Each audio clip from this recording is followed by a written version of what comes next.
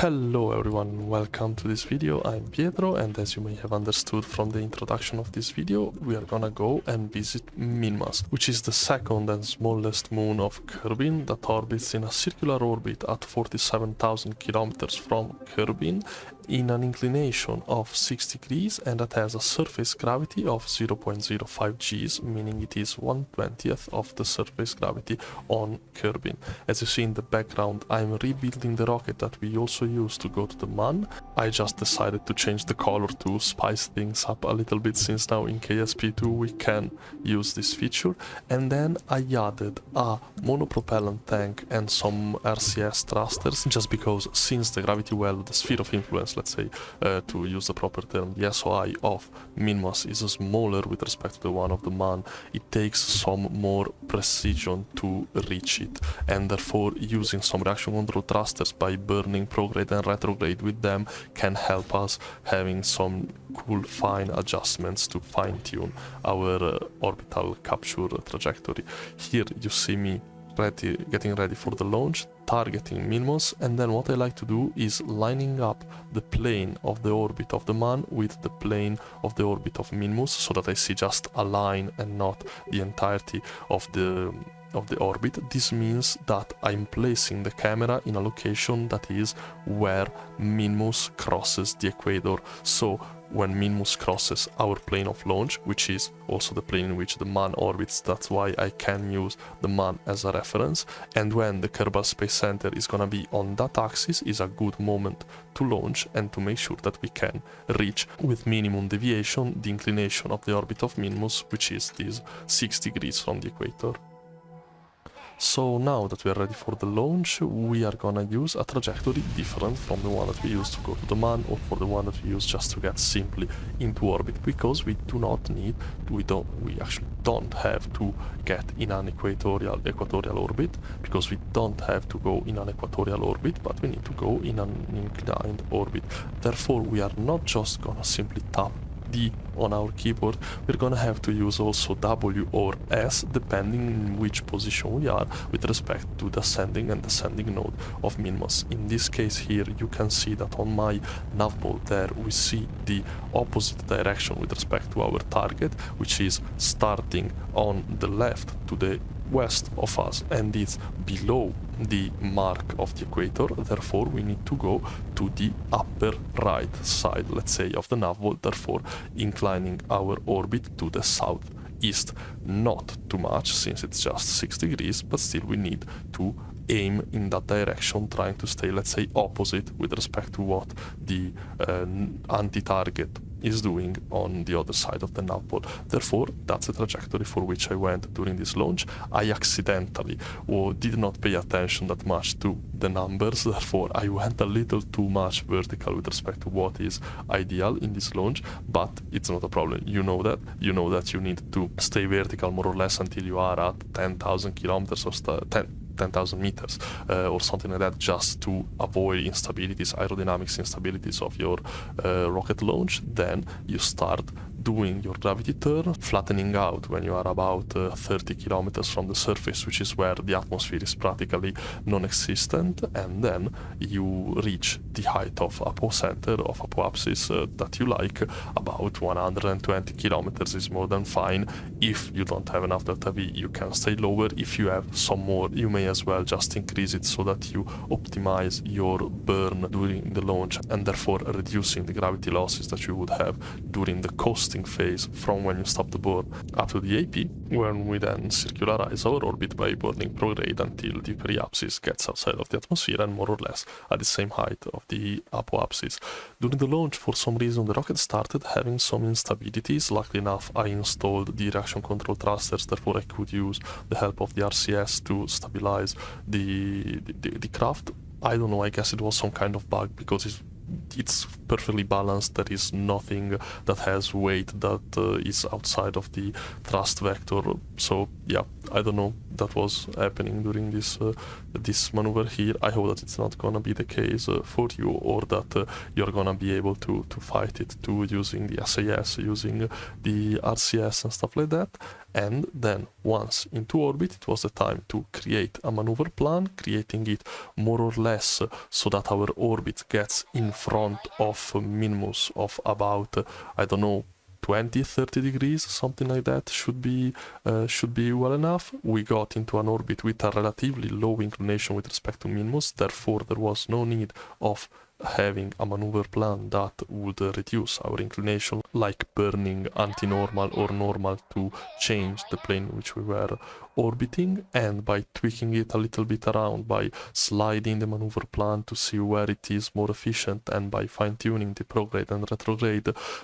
quantity of the burn, we got to our encounter with Minmus. As you see, while creating the maneuver plan, I did not tweak it until we got to a very low PE around Minmus. That's just because it's hard to understand in which direction you need to burn or in which direction you need to move the indicators of the maneuver planner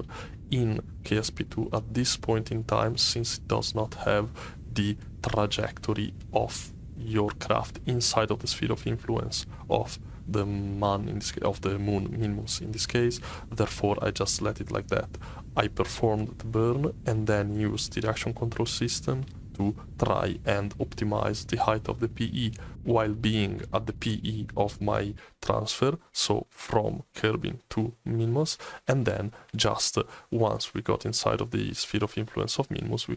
can then burn a radial in to lower our PE, make ourselves pass on a lower orbit around the planet, and there burn retrograde to enter into a circular orbit around Minmus. I was about to forget saying this, but like the controls of the reaction control thrusters are R to activate their use, so you just tap R on your keyboard or just use the RCS button on the nav ball there at the bottom left, and then using WASD and then using WASD, you just simply use the RCS to help yourself with the attitude reorientations of your spacecraft. Instead, to translate and use the RCS to translate your spacecraft around, you can use H and then respectively to burn prograde and retrograde, while instead I, J, K, L, which are in the same configuration as the other 4 keys that you use for the attitude maneuvers, are used to translate going up, down, left, right with respect to the normal orientation of your spacecraft. Okay, so now that the RCS explanation is out of the way and that we are in orbit around Minmus, well, it's time to land. How do we do that? Differently from what is done while landing on the moon, since the gravity of Minmus is so much smaller, we can directly go to a trajectory that takes us exactly where we want to land. I personally like to land inside of the planes of Minmus, since they are very flat, there is no risk of our spacecraft tipping over, and they are quite big, therefore they are not hard to miss. Therefore I just created a maneuver node on the opposite side of the moon with respect to where I wanted to land, and then tweaked it a little bit to change my inclination, to change my velocity, and make it so that then when performing the burn with the second stage of our rocket, I could just detach it and find myself on a trajectory that was taking me exactly where I wanted to land, and so this is what I did. Now, starting the descent around Minmus, the thrust that we need to use is very, very low. In fact, I decided then to tweak with the parts manager the maximum thrust of the engine to have more control on it, and I set it to 40%, and still with 40% of maximum thrust, the throttle was like at 10%, 9 at some points, because the velocity are so slow. Here I had the problem that the velocity was set relative to the orbital velocity around Minmus and not surface, so make sure to click on it on the nav ball to switch to surface, because obviously we need to slow down with respect to the surface of the moon and not with respect to the velocity around the orbit, since it has a decent rotational speed that matters while we are going so slow here. Now slowing down time to go back to the real time of this landing, just to show you how we have to control at the end of the landing our velocity vectors and its position. In fact, you see here I am practically vertical, and there is no need to use the automatic feature of the SIS of tracking the retrograde burn, the retrograde vector, and that would overcomplicate this situation because the craft will then start to wobble to keep it in the central position, while during the first part of the landing it can be done like that. And there we go, we landed on Minmus. Congratulations, we got here, and now it would be finally a beautiful moment to plant a flag on Minmus, since we just arrived here, right? Well, the game decided that no, it was not gonna let Valentina get out of the craft, therefore I could not plant a flag again. Probably there is something cursed with this particular vehicle that I built, because it's the second time that I cannot get out of this capsule. And well, without having planted a flag, it was the time to go back to Kerbin, therefore just launch into orbit around Minmus, which is super easy for its low gravity again. So I burned way too much horizontal here, and I accelerated at 190 something meters per second, therefore I got into a very elliptical trajectory around it, and then I just had to circularize, and from here create a maneuver plan to have my PE the closest as possible at Kerbin. And the Kraken is gonna slay again, unfortunately, in this moment here, because after performing the burn that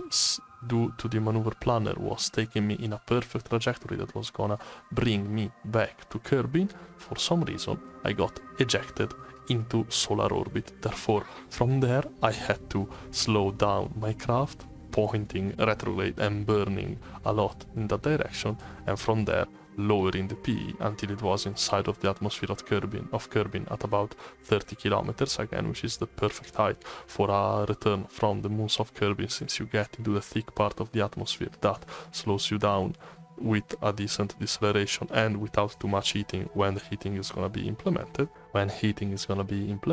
And in this way we can simply bring our Kerbals safe back at home. So here you see me lowering the PE. I got to 27.9 something kilometers from the surface of Kerbin, which is perfect, and then simply time warp until a little bit before entering inside of the atmosphere, so we have the time to slow down the time warp and decouple the stage in the normal or anti-normal direction, so that we don't risk it impacting with our spacecraft during the re-entry, and then pointing the spacecraft retrograde in the passively stable position, as you can see me doing here, to then begin the re-entry. About at 5,000 kilometers we slow down the time warp, deploy the parachute, otherwise the parachute will not deploy if you are time warping, and then at 1,000 meters from the surface of the planet the parachute is gonna deploy, and for the last 100 meters of flight we can slow down the time warp of the video replay and enjoy our landing close to a splashdown, but not really, and unfortunately we landed on land without any airbags and stuff like that, but it is what it is. We went to Minmus, we came back, did not plant a flag, unfortunately the Kraken did not let us. We almost entered in a orbit around Kerbal, and yeah, there we have it. I hope that you enjoyed the video, that you found it useful, that you may consider subscribing for more Kerbal Space Program tutorials and videos on this channel, and I will catch you guys next time. Have a nice day. Bye bye.